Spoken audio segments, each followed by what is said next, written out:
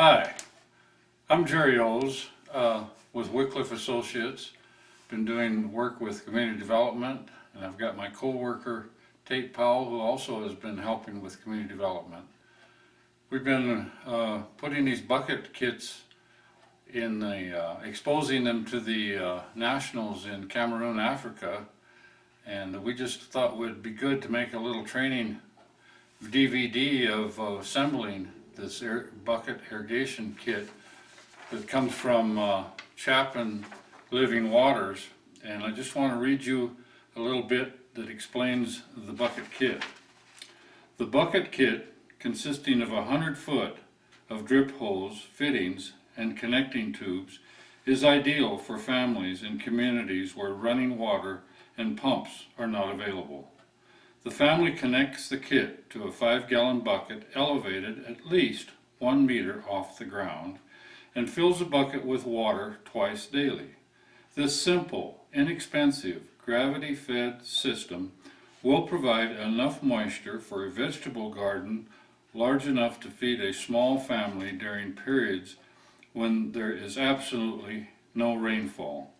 The availability of vegetables during the dry season not only improves the nutrients in their diet, but also reduces the need for staples such as maize by as much as 1/3.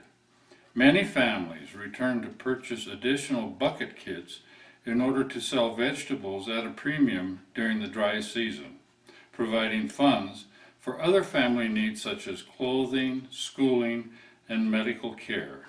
We also have a super bucket kit which will irrigate 10 rows 33 feet long, and I'll show you a picture of that. I'm going to explain the parts that come with the irrigation bucket kit. We have them laid out here and labeled, each part. First off, we have the barbs. These barbs are used to connect the main line to the supply line.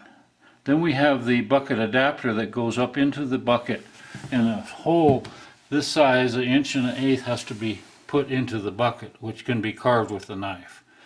Then we have the hole punch, which punches hole in the main line for the little supply tubes. And these are, for the connecting tubes. The supply tubes bring the water from the bucket down to the main line, and that's the header tape over here, and that is supplied right from the bucket with this supply tube. And then we have the connecting tubes that connect from the header tape into the drip tape, and we'll demonstrate this in the garden. We remove the bucket adapter and the threads, and then we just hold this up there and draw around it to get a circle to cut, because we want it the size of this threaded adapter. I'm just cutting out the round circle where the bucket adapter will fit in, and when we put this bucket adapter in there, the rubber grommet will go from the inside out, and then we'll screw this on and finger tight. Okay, we insert the bucket kit adapter into the hole.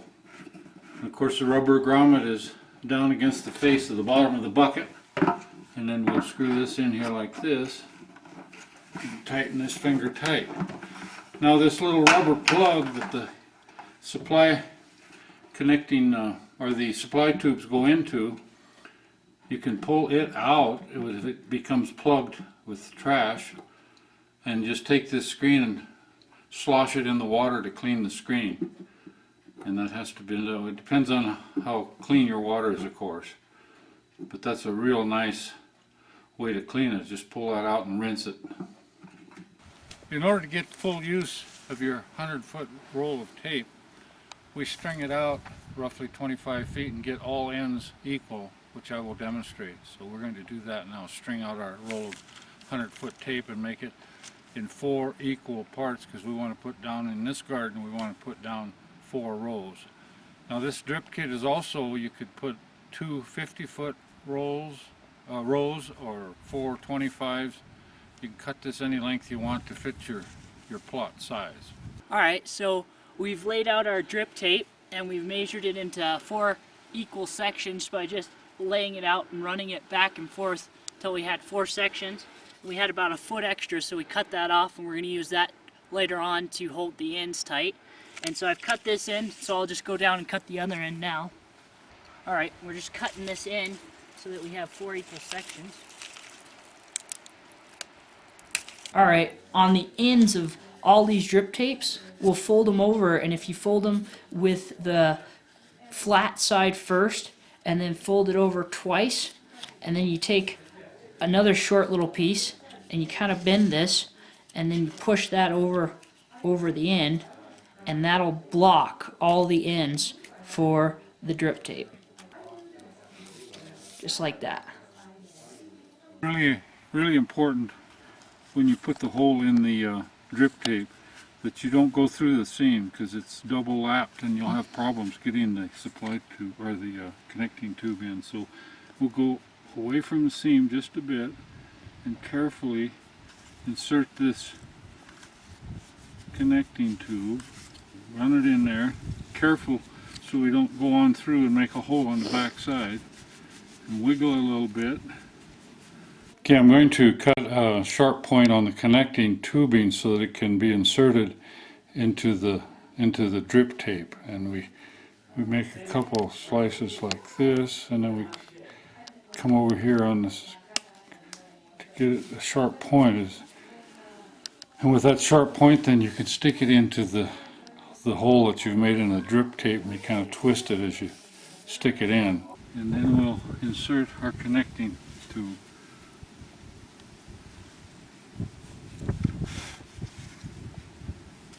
There, connecting tube is inserted into the drip tape. Now we'll put the connecting tube into the header tape.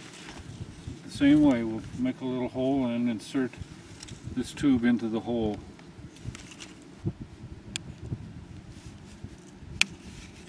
Trying to be careful not to shoot through the wall on the other side. There we go. And we'll just insert that connecting tube. Like so. And this will be done to all 4 drip tapes, so they'll look like this.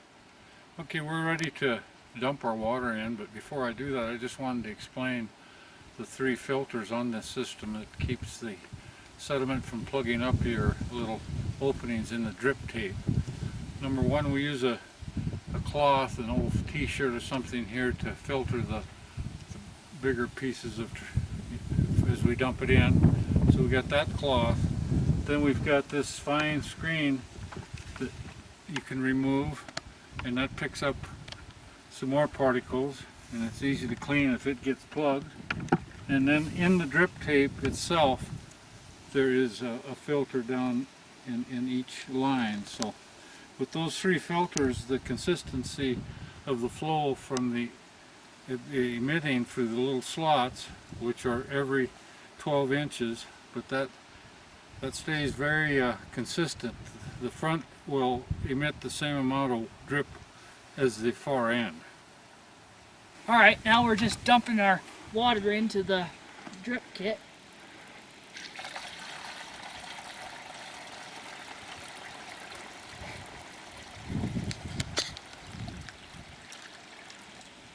Alright, now we've got our water coming out of our tape, and notice we put our slots on the outside, and they're coming out about every 12 inches. We've got drips coming out.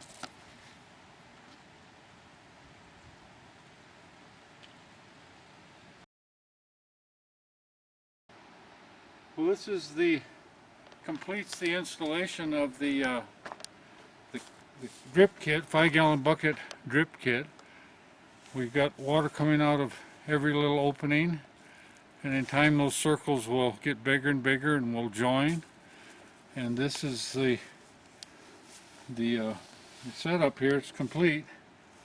And because of the cold weather here in Montana and this time of year, the drip tape doesn't want to stretch out nice and straight like it would in the heat of Africa. So that's why we've got little waves in our drip tape. But that pretty much concludes our demonstration of the drip irrigation kit. Thank you.